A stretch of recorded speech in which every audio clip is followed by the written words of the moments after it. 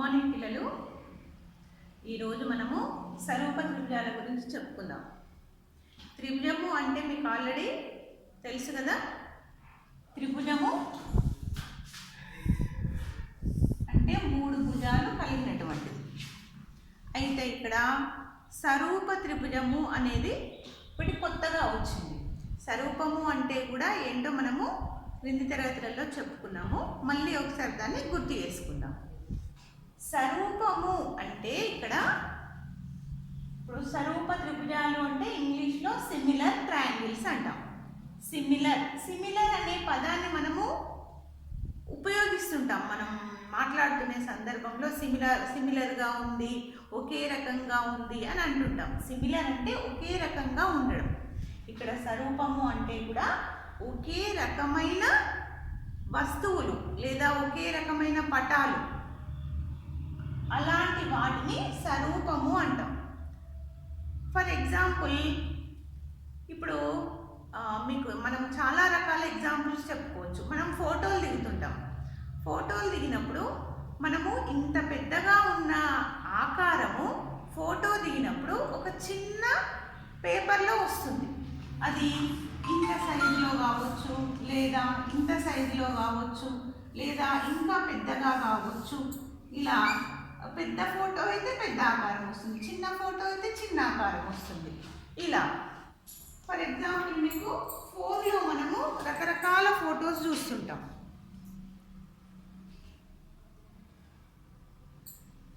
ఫోన్లో కొన్ని చిన్నగా కనిపించినప్పుడు మనం కొన్ని పెద్ద ఫొటోస్ చూస్తుంటాం.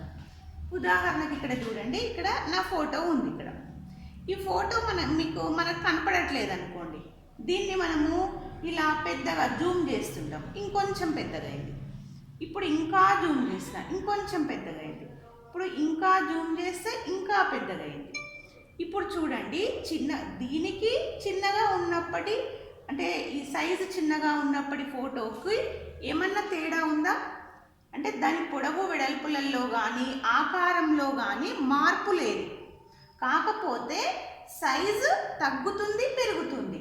ఇది చిన్నగా అయింది, జూమ్ చేసినప్పుడు పెద్దగా అవుతుంది. అంతేగాని దాని ఆకారం మాత్రం అలాగే ఉంది కదా. అలాగే ఇంకొక ఫోటో చూద్దాం. ఇక్కడ బతుకమ్మ ఉంది.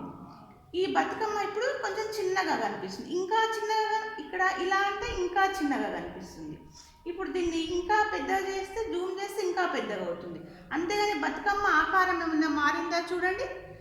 బతుకమ్మ అలాగే ఉంది, అదే ఆకారంలో ఉంది. కాకపోతే చిన్నగా అవుతుంది, పెద్దగా అవుతుంది. ఇంకా జూమ్ చేస్తే ఇంకా పెద్దగా అవుతుంది. దీన్ని మనం ఇలాగే చిన్నగా చేసుకుంటూ వెళ్తున్నాం అన్నమాట. అలాగే ఇక్కడ మీకు ఒక చెట్టుకు ఒక కాయ కనిపిస్తుంది. ఇదేం కాయ? కాకరకాయ. కాకరకాయ ఇప్పుడు మనకి చాలా చిన్నగా కనిపిస్తుంది. దీన్ని మనము మంచిగా క్లియర్గా కనపడాలంటే కొంచెం జూమ్ చేసిన అంటే కొంచెం పెద్దగా కనిపిస్తుంది. ఇంకా మనకు క్లియర్గా కనపడాలంటే ఇంకా జూమ్ చేస్తే ఇంకా పెద్దగా కనిపిస్తుంది. ఇప్పుడు ఇంకా దీన్ని జూమ్ చేస్తే ఇప్పుడు చూడండి మరీ పెద్దగా కనిపిస్తుంది. చూసారా? ఇప్పుడు కాకరకాయకు మంచిగా క్లియర్గా కనిపిస్తుంది. అంటే ఇప్పుడు కాకరకాయనైతే మారదు కదా. చిన్నగా పెద్దగా ఈ ఫోటో చిన్నగా పెద్దగా చేసినంత మాత్రాన కాకరకాయ ఆకారం అయితే మారట్లేదు, కానీ సైజు ఇది తగ్గుతుంది, పెరుగుతుంది అన్నమాట. అంటే ఈ విధంగా ఇక్కడ ఇంకొక ఫోటోను గమనిద్దాం. ఇక్కడ వాచ్ ఉంది. ఈ వాచ్ సర్కిల్ ఆకారంలో ఉంది, అంటే వృత్తాకారంగా ఉంది. ఇప్పుడు కొంచెం చిన్నగా కనిపిస్తుంది. దీన్ని మనం క్లియర్గా కనపడాలంటే ఇంకా దీన్ని పెద్దగా చేయొచ్చు, జూమ్ చేస్తే పెద్దగా అవుతుంది. అదే వాచ్ సర్కిల్ ఆకారంలోనే ఉంది, కానీ పెద్దగా అయిందనమాట. దీని ఆకారంలో అయితే మార్పు లేదు, అలాగే ఉంది. పెద్దగా చేసుకోవచ్చు, దీన్ని చిన్నగా చేసుకోవచ్చు. ఈ రకంగా మనము వస్తువులను కానీ ఆకారాలను కానీ ఒకే ఆకారము కలిగి ఉండి వేరువేరు పరిమాణాలు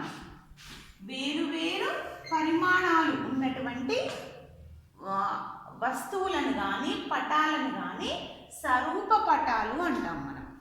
స్వరూప అంటే ఒకే రకమైన ఆకారం కలిగి ఉన్నటువంటి పటాలు. స్వరూప పటాలు అంటే ఒకే రకమైన ఆకారము, పరిమాణంలో తేడా ఉన్న, పరిమాణం అంటే సైజు, పరిమాణంలో తేడాలున్నప్పటికీ ఒకే ఆకారాన్ని కలిగి ఉన్నటువంటి పటాలను సరూప పటాలు అంటున్నాం. ఈ సరూప పటాలకు ఉదాహరణగా మనం ఏం చెప్పుకోవచ్చు? ముఖ్యంగా వృత్తం చెప్పుకోవచ్చు. వృత్తం ఇది చిన్న వృత్తం, ఇది పెద్ద వృత్తం. దీనికి ఇంకా పెద్ద వృత్తాన్ని గీయవచ్చు కదా. ఇలా మనం ఎంత పెద్దదైనా వృత్తం ఆకారం అయితే మారదు.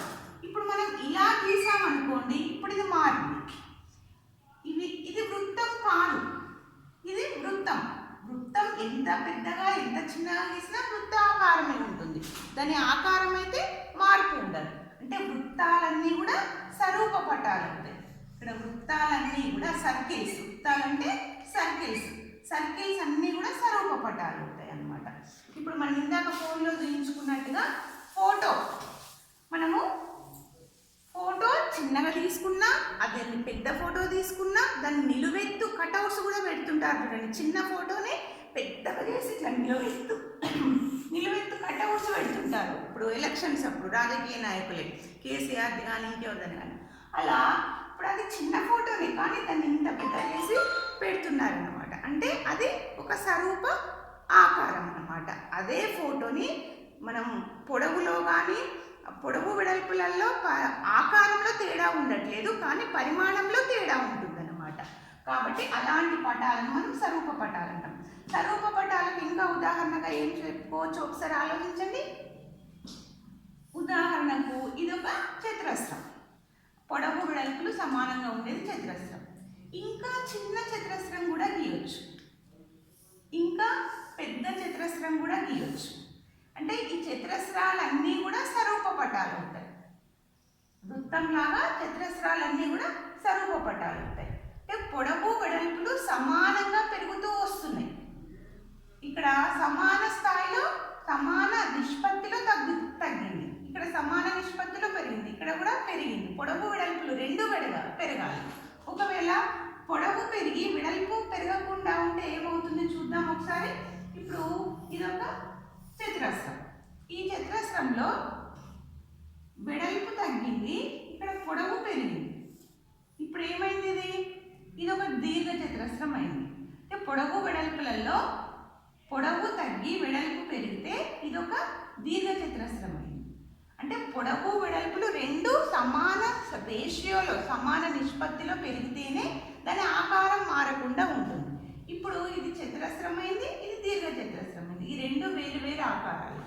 కాబట్టి ఒకే ఆకారం రావాలంటే దాని యొక్క భుజాలు సమాన నిష్పత్తిలో పెరగాల్సి ఉంటుంది.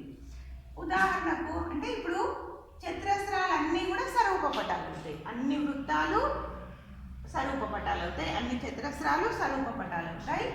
కానీ దీర్ఘ చతురస్రాలు మాత్రం కాదు. దీర్ఘ చతురస్రం ఈ విధంగా ఉండొచ్చు లేదా ఈ విధంగా ఉండొచ్చు. దీర్ఘ చతురస్రాలన్నీ కూడా స్వరూప పటాలు కావు. త్రిభుజాలను కనుక చూసినట్టయితే ఇది ఈ రెండు భుజాలు సమానంగా ఉన్నాయి, ఇది సమానంగా లేదు. అయితే ఇదే రేషియోలో పెరిగితే ఇది స్వరూప పటాలు అవుతాయి. కానీ ఒక్కొక్కసారి త్రిభుజాలు ఈ రకంగా ఉంటాయి లేదా ఈ రకంగా ఉంటాయి. ఈ త్రిభుజాలన్నీ స్వరూపం కాదు. ఇది వేరే ఆకారం ఉంది, ఇది వేరే ఆకారం ఉంది, ఇది వేరే ఆకారం ఉంది. ఆకారంలో తేడా కనిపిస్తుంది మనకి. కాబట్టి త్రిభుజాలన్నీ కూడా స్వరూప పటాలు కావు. కానీ ఇది చూడండి, ఇది ఒక మూడు భుజాలు సమానంగా ఉన్నటువంటి త్రిభుజం. ఇదే మూడు భుజాలు సమానంగా ఉన్నటువంటి మరొక త్రిభుజాన్ని కనుక తీసుకుంటే ఇది మరొక త్రిభుజం.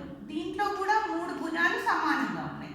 ఇలా మూడు భుజాలు సమానంగా ఉన్నటువంటి త్రిభుజాన్ని ఏమంటాం? సమాంతర చతుర్భుజం అంటాం. ఈ సమాంతర చతుర్భుజం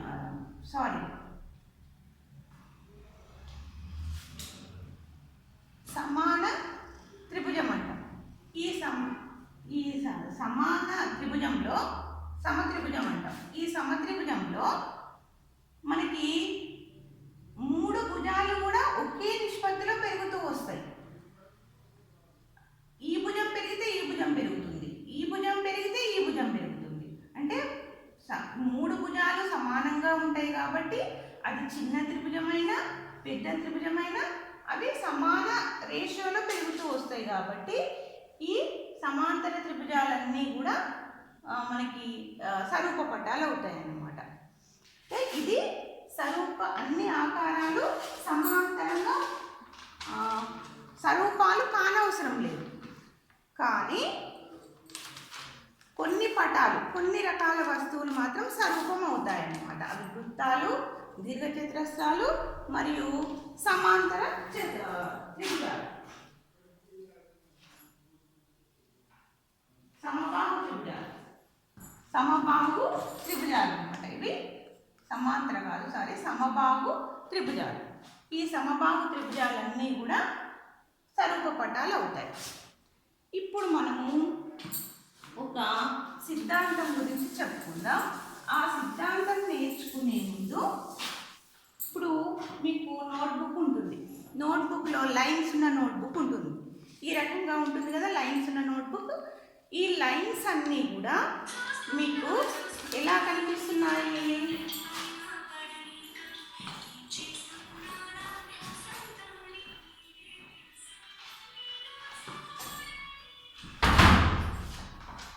ఈ లైన్స్ అన్నీ కూడా సమాంతరంగా ఉన్నాయి.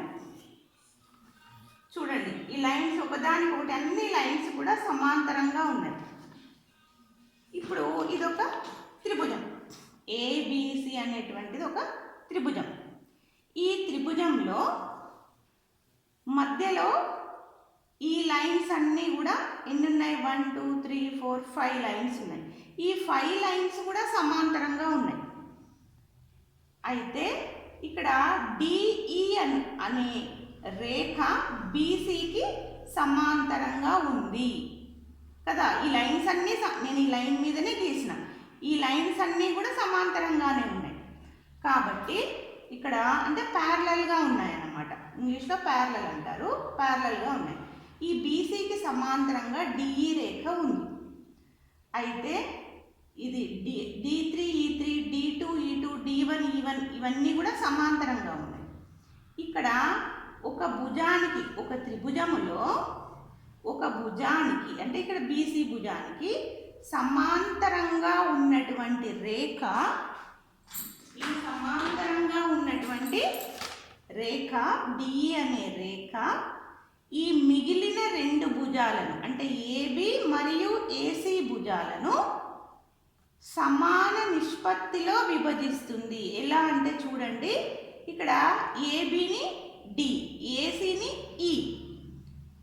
ఇక్కడ ఏ నుంచి డికి ఎన్ని లైన్స్ ఉన్నాయి? 1 2 3 4 ఉన్నాయి, 4 లైన్స్ ఉన్నాయి. డి నుండి బికి 1 2 లైన్స్ ఉన్నాయి. అంటే ఇది 4 భాగాలు, ఇది 2 భాగాలు ఉంది. ఏబిని ఏడి డిబిగా విభజించింది. ఏడి 4 భాగాలు, డిబి 2 భాగాలు ఉంది కదా. అంటే ఇక్కడ ఏడి 4 భాగాలు ఉంది, డిబి 2 భాగాలు. ఈ భుజం ఏబి భుజంలో, ఇది ఏబి భుజంలో. అలాగే ఏసీ భుజంలో కనుక చూస్తే, ఏసీ భుజంలో కనుక చూస్తే ఏ నుండి ఈకి డిఈ కదా, అది బీసీకి సమాంతర రేఖ డిఈ కదా. ఇప్పుడు ఏ నుంచి ఈకి ఎన్ని భాగాలు ఉంది? 1 2 3 4 4 భాగాలు ఉంది. ఈ నుండి సికి మళ్ళీ 2 భాగాలు ఉంది. అంటే ఏఈ కూడా 4 భాగాలు ఉంది, ఈసీ కూడా 2 భాగాలు ఉంది. ఇప్పుడు డిబికి సమానంగా ఈసీ ఉంది, ఏడీకి సమానంగా ఏఈ ఉందన్నమాట. అంటే దీని యొక్క నిష్పత్తి ఎలా రాస్తాం? AD by dB, AD by dB 4/2 అంటే 2. ఇక్కడ ఏఈ బై ఈసీ 4/2, ఇది కూడా 4/2 అంటే 2. ఈ రెండు సమానంగా వచ్చింది. దీని నిష్పత్తి, దీని నిష్పత్తి AD by dB, AE by EC 2 కూడా సమానంగా వచ్చింది. ఇలా ఈ నిష్పత్తి సమానంగా ఉంటుంది. ఒక భుజానికి సమాంతర రేఖను గీస్తే ఈ సమాంతర రేఖ యొక్క చివరి బిందువులు మిగిలిన 2 భుజాలను సమాన నిష్పత్తిలో ఖండిస్తుంది అన్నమాట. ఇప్పుడు ఇప్పుడు సమాన నిష్పత్తి వచ్చింది కదా, ఇలా సమాన నిష్పత్తిలో విభజిస్తుంది. ఇదే కాకుండా ఇంకో సమాంతర రేఖను తీసుకుందాం, D3E3. ఇది D3E3ని కనుక తీసుకుంటే ఇక్కడ చూడండి, ఏ నుండి D3కి 3 భాగాలు ఉన్నాయి, D3 నుండి Bకి 1 2 3 3 భాగాలు ఉన్నాయి. ఇక్కడ కూడా చూస్తే ఇక్కడ కూడా 3 ఉండాలి, ఇక్కడ 3 ఉంది కదా, ఇక్కడ కూడా 3 ఉండాలి. ఏ నుంచి E3, D3E3 కదా సమాంతర రేఖ, ఏ నుండి E3కి చూస్తే 1 2 3 3 భాగాలు, ఇక్కడ కూడా 1 2 3 3 భాగాలు. అంటే AD/DB 3/3, ఇక్కడ E3/E3C 3/3, రెండు కూడా సమానంగా ఉన్నాయి. మనం ఏ సమాంతర రేఖను తీసుకున్నా కూడా ఆ మిగిలిన 2 భుజాల నిష్పత్తి సమానంగా వస్తుంది. ఇప్పుడు D1E1 తీసుకున్నాం అనుకోండి, ఇది కూడా BCకి సమాంతరంగా ఉంది. AD1 ఒక భాగం, D1Bకి 1 2 3 4 5 భాగాలు ఉన్నాయి, అంటే 1/5 అన్నమాట. అలాగే ఇటువైపు చూస్తే AE1 ఒక భాగం, E1 నుంచి Cకి 1 2 3 4 5 5 భాగాలు ఉన్నాయి, 1/5 అవుతుంది. ఇది కూడా 1/5, ఇది కూడా 1/5 అవుతుంది అన్నమాట. అంటే ఒక త్రిభుజంలో ఒక భుజానికి సమాంతర రేఖను గీసిన అది మిగిలిన 2 భుజాలను సమాన నిష్పత్తిలో విభజిస్తుంది. ఇది ఒక సిద్ధాంతం, దీనినే ప్రాథమిక అనుపాత సిద్ధాంతము అంటాం. ప్రాథమిక అనుపాత సిద్ధాంతం, దీనినే థేల్స్ సిద్ధాంతము అంటాం. ఒకవేళ కనుక సమాంతరంగా లేకుండా క్రాస్గా ఉందనుకోండి, ఇప్పుడు చూడండి, ఇక్కడ DE సమాంతరంగా ఉంది BCకి, DE1 సమాంతరంగా ఉందా చూడండి, ఇది సమాంతరంగా లేదు, కొంచెం క్రాస్గా ఉంది. కాబట్టి ఇప్పుడు నిష్పత్తి సమానంగా, మిగిలిన 2 భుజాలలో నిష్పత్తి సమానంగా వస్తుందా చూద్దాం. ఏ నుండి Dకి ఎన్ని లైన్స్ ఉన్నాయి, 1 2 3 4 5 6 ఉన్నాయి, 6 భాగాలు. D నుండి Bకి 1 2 3 భాగాలు ఉన్నాయి, అంటే 6/3 అవుతుంది. AD/DB 6/3 అవుతుంది. ఇవి 6, ఇది 3. ఇక్కడ చూద్దాం, ఇది సమాంతరంగా లేనటువంటి రేఖ కదా DE1. ఇప్పుడు ఏ నుండి E1కి 1 2 3 4 5 ఉన్నాయి, ఇక్కడ ఇవి 5, ఇక్కడ 6 ఉంటే ఇక్కడ 5 ఉన్నాయి. E1 నుండి Cకి 1 2 3 4 ఉన్నాయి, ఇవేమో ఇది 6/3 ఉంది, ఇది 5/4 ఉంది. చూసిందా సమానంగా వచ్చిందా? 6/3 అంటే 3 2 6, ఇది 2 అవుతుంది. ఇది 5/4 అనేది 2కి సమానం కాదు, ఇది సమానం కాదు కాబట్టి నిష్పత్తి సమానంగా లేదు. AD/DB AE'(C) యొక్క నిష్పత్తి సమానంగా లేదు కాబట్టి ఇది సమాంతర రేఖ కాదు. BCకి గీయబడిన DE1 అనేది సమాంతర రేఖ కాదు. సమాంతర రేఖ అవుతే అవి సమాన నిష్పత్తిలో విభజించబడతాయి. ఒకవేళ సమాన నిష్పత్తిలో దీనికి విపర్యంగా చెప్పుకోవాలంటే సమాన నిష్పత్తిలో విభజించినటువంటి రేఖ మిగిలిన 2 భుజాలను సమాన నిష్పత్తిలో ఖండిస్తుంది.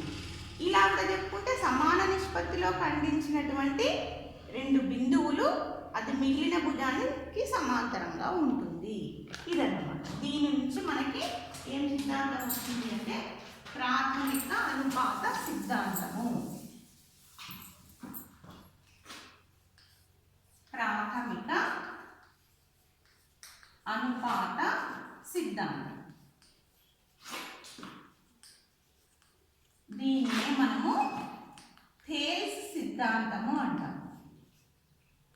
థేల్స్ సిద్ధాంతం.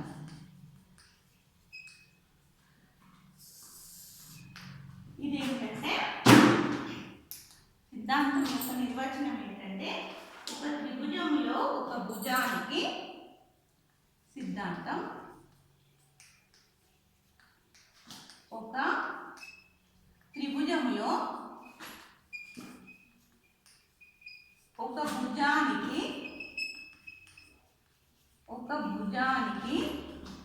గీయబడిన సమాంతర రేఖ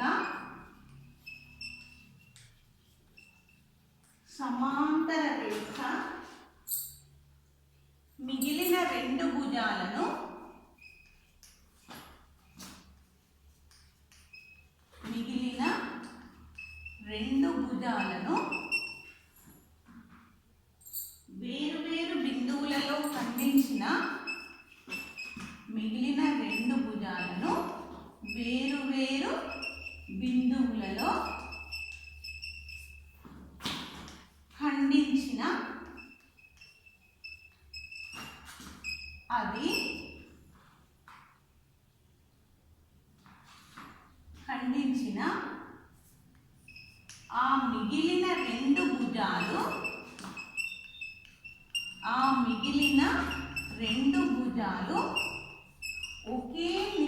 నిష్పత్తిలో విభజించబడతాయి.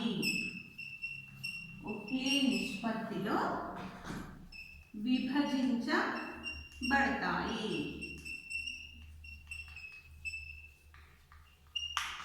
ఇప్పుడు మనం దీనికి సంబంధించిన పటం తీసుకుందాం. అప్పుడు మీకు ఈజీగా అర్థమవుతుంది. ఇది ఏ బి సి ఒక త్రిభుజం. BC భుజానికి సమాంతరంగా ఒక రేఖను గీసినాం. ఇది DE అనుకుందాం. ఇక్కడ BC భుజానికి అంటే ఒక భుజానికి గీయబడిన సమాంతర రేఖ మిగిలిన రెండు భుజాలను వేరువేరు బిందువులలో ఖండించిన, అంటే ఇక్కడ D బిందువు వద్ద అక్కడ E బిందువు వద్ద ఖండించింది ABAC భుజాలను. ఆ మిగిలిన రెండు భుజాలు అంటే ABACలు ఒకే నిష్పత్తిలో విభజించబడతాయి. అంటే AD/DB AE/EC సమానంగా ఉంటుందన్నమాట ఒకే నిష్పత్తి అంటే. ఇప్పుడు దీనికి మనము దీని యొక్క దత్తాంశం ఏంటి? త్రిభుజం ABCలో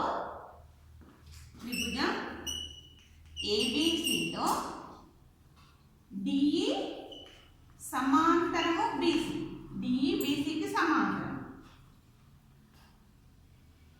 తర్వాత DEలు ABACలపై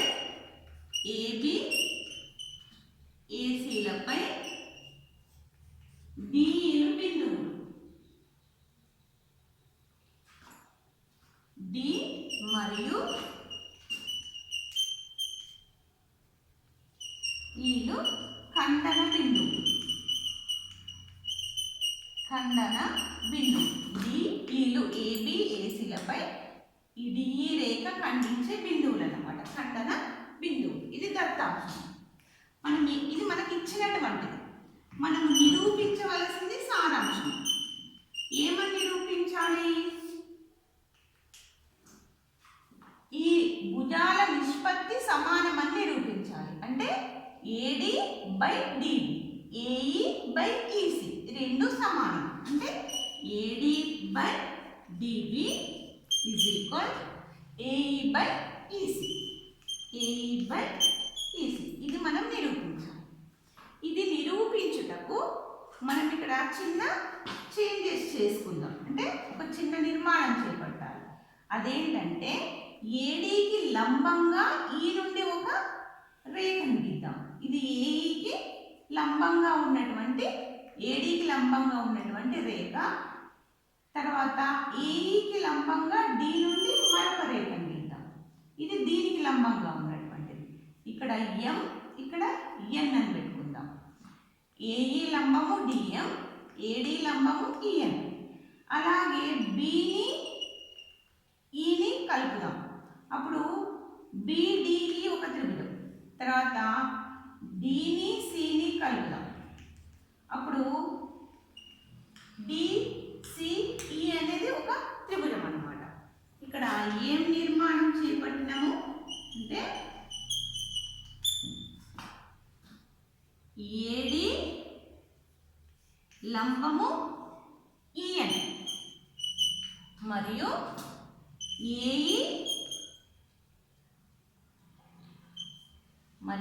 AE లంబము DM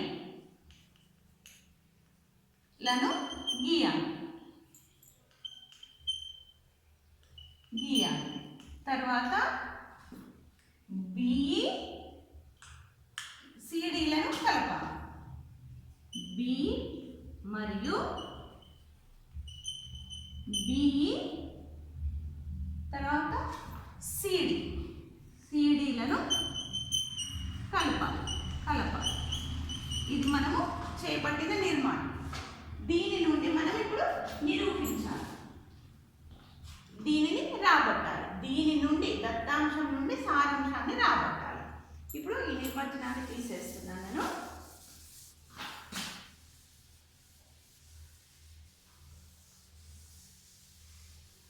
ఇప్పుడు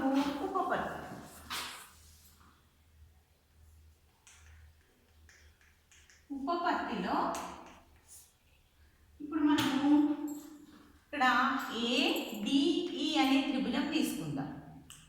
త్రిభుజం ADE వైశాల్యం, మామూలుగా త్రిభుజ వైశాల్యం సూత్రం ఏంటి? హాఫ్ ఇంటూ భూమి ఇంటూ ఎత్తు, మన త్రిభుజ వైశాల్యం సూత్రం. ఇక్కడ ADE త్రిభుజంలో వైశాల్యం సూత్రం భూమి ఎత్తు ఏమవుతాయి? DE అనేది భూమి అనుకుందాం. అప్పుడు ఎత్తు దీనికి లంబంగా ఉన్నటువంటిది, భూమికి లంబంగా ఉండేది AD భూమి అనుకుంటే దీనికి లంబంగా ఉండేది EN. కాబట్టి ఇది భూమి అయితే ఇది ఎత్తు అవుతుంది, ఇది భూమి అయితే ఇది ఎత్తు అవుతుంది. ఇప్పుడు మనం AD భూమి అనుకుంటున్నాం, AD భూమి, అప్పుడు ఎత్తు EN అవుతుంది, EN ADE త్రిభుజంలో. నెక్స్ట్ BDE త్రిభుజం, త్రిభుజం BDE వైశాల్యం ఇజ్ ఈక్వల్ హాఫ్ ఇంటూ, ఇందులో భూమి ఏదవుతుంది? భూమి BD తీసుకుంటే ఎత్తు DE కాదు, ఇక్కడ DE అనేది BDకి లంబంగా లేదు, ఇక్కడ BDని పొడిగిస్తే BN వరకు ఉంటుంది, ఇది EN అనేది లంబం అవుతుంది. BD రేఖ కూడా EN అనేది లంబం, ఎందుకంటే ఇది పొడిగిస్తే ఇదే లంబం అవుతుంది కానీ ఇది కాదనమాట, ఇది లంబంగా ఉంది. చూసిందా, దీన్ని ఇక్కడ పొడిగిస్తే ఇది లంబం, కాబట్టి ఇది భూమి, ఇది ఎత్తు, EN అనేది ఎత్తు. ఇప్పుడు ఈ రెండు యొక్క రేషియో కనుక చూస్తే త్రిభుజం ADE వైశాల్యము బై త్రిభుజం BDE వైశాల్యం is equal 1/2 into AD into EN by ఇది 1/2 ఇంటూ BD ఇంటూ EN. ఇప్పుడు కనుక చూస్తే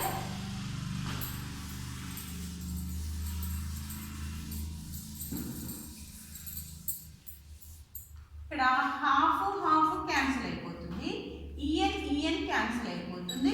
ఇక్కడ AD బై BD లేదా DB అనొచ్చు, BD అనొచ్చు, AD బై BD. ఇది 1వ సమీకరణం అనుకుందాం, అంటే ఇది AD by DB or DB అని రాసుకోవచ్చు, BD అని రాసుకోవచ్చు. నెక్స్ట్ తర్వాత మనకి AE బై EC రావాలి. AE బై EC రావాలంటే ADE త్రిభుజ వైశాల్యం తీసుకోవాలి, CDE త్రిభుజ వైశాల్యం, ఈ త్రిభుజం, ఇంతకుముందు ఈ త్రిభుజం తీసుకున్నాం, ఇప్పుడు ఈ త్రిభుజం తీసుకోవాలి. ఈ రెండు త్రిభుజాల వైశాల్యాల నిష్పత్తి కనుక్కోవాలి.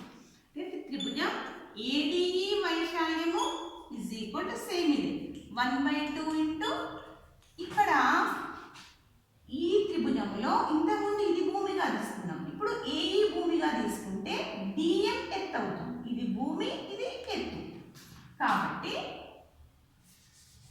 AE భూమి ఎత్తు DM.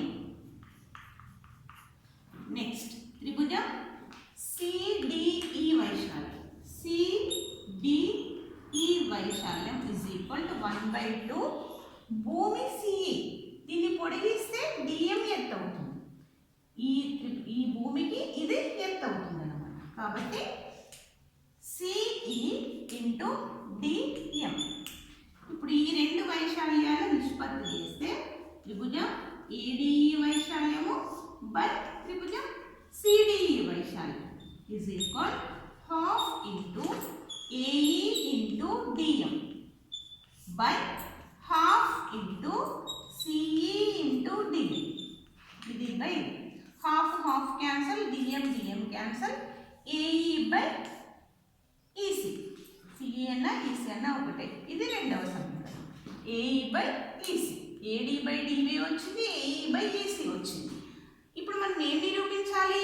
ఈ రెండు సమానమని నిరూపించాలి. 1వ సమీకరణము 2వ సమీకరణం రెండు సమానమని నిరూపించాలి. ఎలా అంటే ఇక్కడ BDE త్రిభుజము CDE త్రిభుజము ఒకే భూమి ఉంది, DE అనేది ఒకటే భూమి ఈ రెండు త్రిభుజాలు. తర్వాత ఒకే సమాంతర రేఖల మధ్యలో ఉంది, ఒకే భూమి ఒకే సమాంతర రేఖల మధ్యలో ఉన్నటువంటి త్రిభుజాల వైశాల్యాలు సమానమవుతాయి అన్నమాట. ఇది మనకు 9th ఉంది. కాబట్టి ఇక్కడ దీని వైశాల్యము సమానం. త్రిభుజం BDE మరియు త్రిభుజం CDEలు ఒకే భూమి ఒకే సమాంతర రేఖల మధ్యన కలవు. ఒకే సమాంతర రేఖల మధ్యన కలవు. కావున వాటి వైశాల్యాలు సమానం.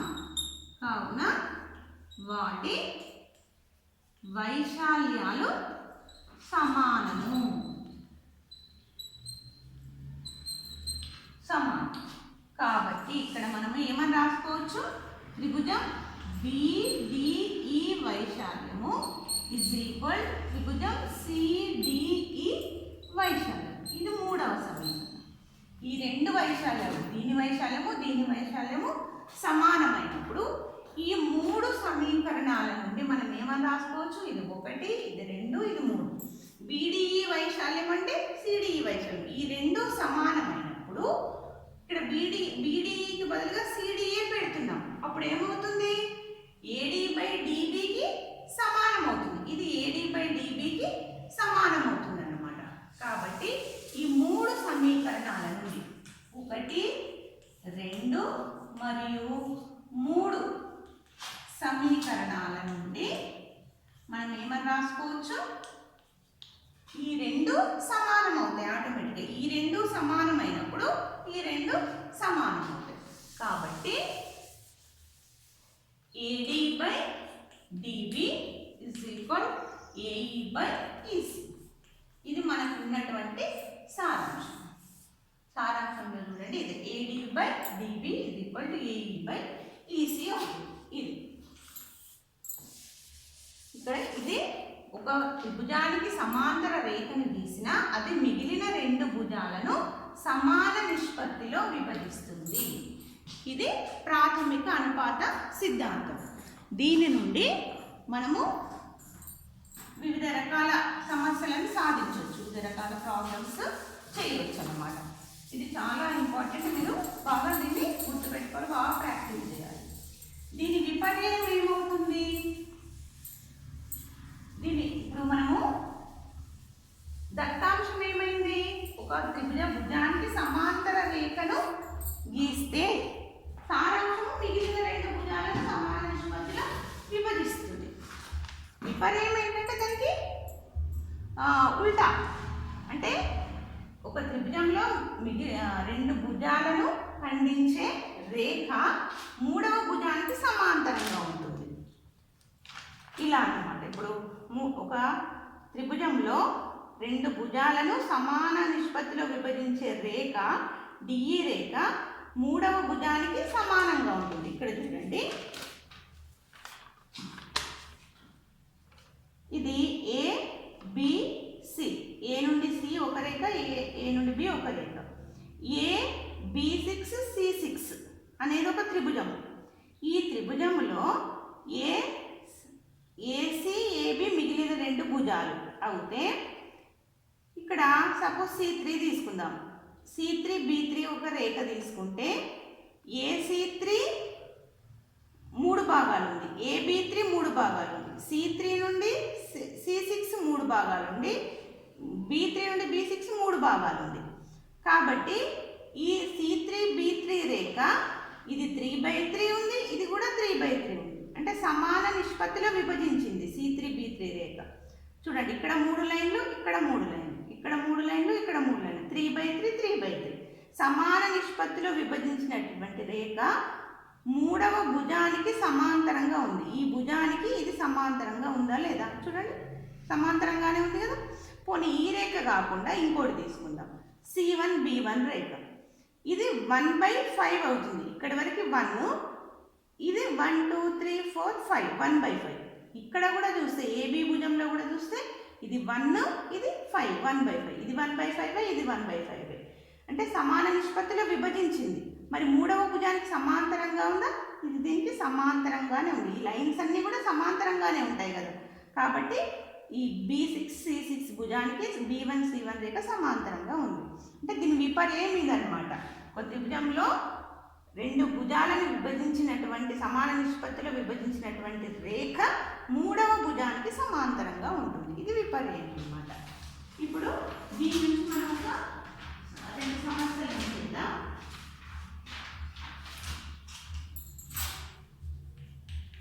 సపోజ్ త్రిభుజం ABC లేదా PQR తీసుకుందాం. త్రిభుజం PQR లో PQPR భుజాలపై PQPR భుజాలపై AB బిందువులు అయితే AB సమాంతరము QR అవుతుందా? AB సమాంతరము QR అవుతుందా లేదా అనేది మనం చెప్పాలి. అవుతుందా అనేది చెప్పాలి. ఫస్ట్ సమస్య ఏంటంటే PA = 3 ఉంది, QA = 1.5, PB = 4 ఉంది, BR = 2 ఉంది. ఇవి ఇచ్చినటువంటి విలువలు. మనము పటం తీసుకుంటే మనకు ఎప్పుడైనా క్లియర్గా అర్థమవుతుంది అనమాట. ప్రతిదానికి ముందుగా పటం తీసుకోవాలి. ఇప్పుడు త్రిభుజం కనుక గీస్తే PQR అనే త్రిభుజం కదా, ఇది P, ఇది Q, ఇది R. ఇప్పుడు AB అనేది QRకి సమాంతరం అవుతుందా లేదా, మనమైతే ఇక్కడ సమాంతరంగానే తీసుకుందాం. అవుతుందా లేదా అనేది మనం తర్వాత చెప్పవచ్చు. ఇది A, B, PQPR పైన AB బిందువులు. ఇప్పుడు AB సమాంతరం QR అవుతుందా అనేది మనం చెప్పాలి. ఇక్కడ విలువలు ఇచ్చింది. PA ఎంత? ఇది 3. తర్వాత QA ఇది 1.5. తర్వాత PB ఇది 4, BR ఇది 2. ఇప్పుడు అవుతుందా లేదా, సమాంతరం అవుతుందా లేదా అని తెలవాలి అంటే మనం ఏం చేయాలి? ఈ రెండు భుజాల నిష్పత్తి సమానంగా ఉందా లేదా చూడాలి. PQ భుజం పైన A విభజించింది, PR భుజాన్ని B విభజించింది. అంటే PA/AQ PB/BRకి సమానం కావాలి. అంటే ఇక్కడ ఏం కావాలి? AB సమాంతరము QR కావాలంటే కండిషన్ ఏంటి? ప్రాథమిక అనుపాత సిద్ధాంతం ప్రకారం PA/AQ = PB/BR కావాలి. ఇది అవుతుందా లేదా చెక్ చేద్దాం. PA/AQ = PA ఎంత? 3, QA ఎంత? AQ అయినా Q అయినా ఒకటి, 1.5. ఇది 3లో సగం 1.5 కాబట్టి దీన్ని కట్ చేస్తే 2 వస్తుంది. 1.5 రెంట్లో అవుతుంది, 2 వస్తుంది. నెక్స్ట్ PB/BR = PB ఎంత? మనకి 4. నెక్స్ట్ BR ఎంత? 2, BR 2. ఇది కట్ చేస్తే 2 4, 2 వచ్చింది. ఈ రెండు నిష్పత్తి సమానంగా వచ్చింది. కాబట్టి therefore PA/AQ = PB/BR = 2 విలువ 2నే వచ్చింది. కాబట్టి therefore Q ఏంటి? AB సమాంతరము QR అవుతుంది. ఇది ఈ రెండు మిగిలిన భుజాల నిష్పత్తి సమానంగా ఉంది కాబట్టి AB రేఖ మూడవ భుజం QRకి సమాంతరంగా ఉంటుంది. ఈ రకంగా మనము నిరూపించవచ్చు, చూపొచ్చు. ఇలాంటి ప్రాబ్లమ్స్ మనకు టెక్స్ట్ బుక్లో ఉన్నాయి, మీరు చేయొచ్చు. తర్వాత ఇంకొక ప్రాబ్లం చూద్దాం.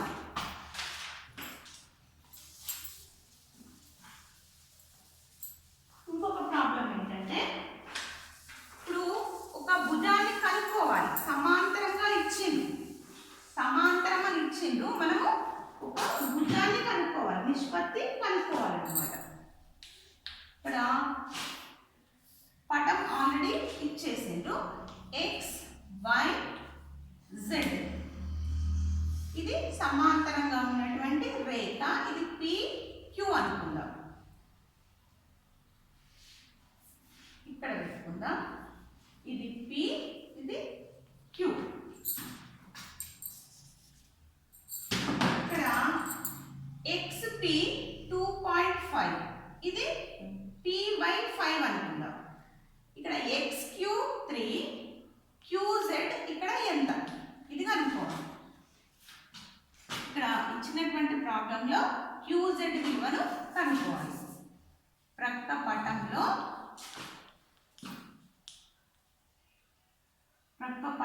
త్రిభుజం XYZ లో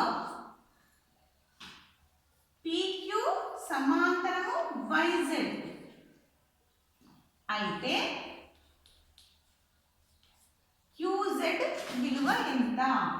QZ విలువ ఎంత?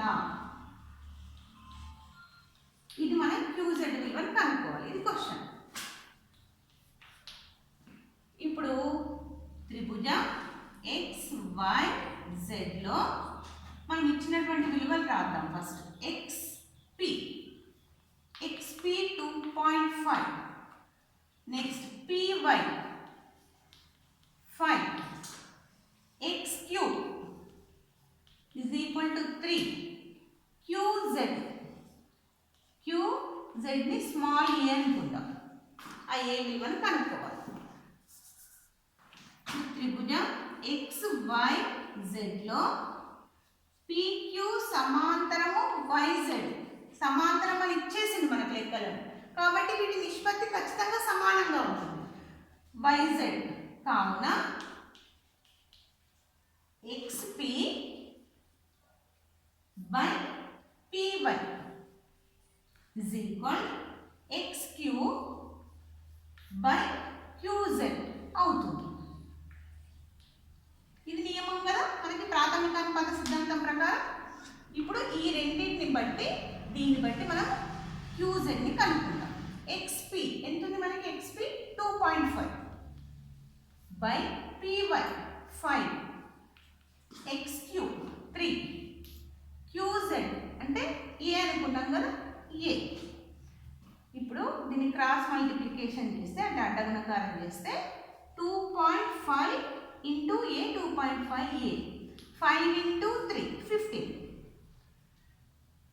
A is equal 2.5 అని తీసుకెళ్తే 15/2.5 is equal, ఇక్కడ పాయింట్ తీసేస్తే పాయింట్ తర్వాత ఒక డిజిట్ ఉంది కాబట్టి పైన ఒక 0 అంటే 15 పక్కకు 0 పెట్టుకుంటే 150 బై ఇది పాయింట్ తీసేస్తే 25 అవుతుంది. ఇప్పుడు దీన్ని కట్ చేస్తే 25 6 25 6 150 వస్తుంది. 6. Therefore A అంటే ఏంటి? QZ is equal to 6. ఈ రకంగా సమాంతర రేఖ ఇస్తే మనం ఒక విలువను కనుక్కోవచ్చు అన్నమాట.